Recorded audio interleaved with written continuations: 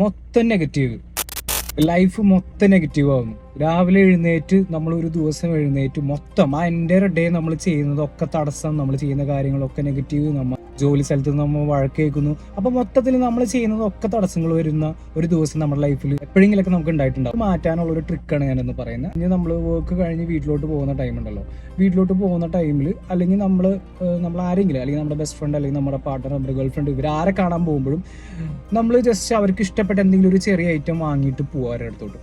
എന്നിട്ട് ഇത് അവർക്ക് കൊടുക്കുക.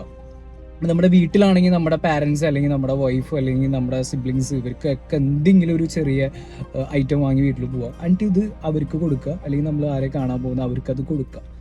അപ്പോൾ അവർക്കൊരു ചെറിയൊരു ചിരി ഉണ്ടാവും, ഒരു പുഞ്ചിരി ഉണ്ടാവും.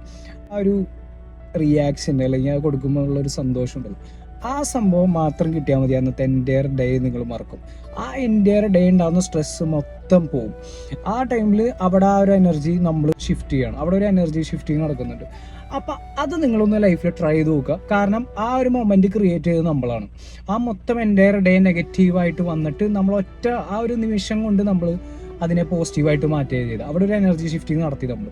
അവർ സന്തോഷിക്കാൻ ഇടയാവാൻ കാരണക്കാർ നമ്മളാണ്. ആലോചിക്കുക, അതിലും സന്തോഷമുള്ള പരിപാടി വരില്ല.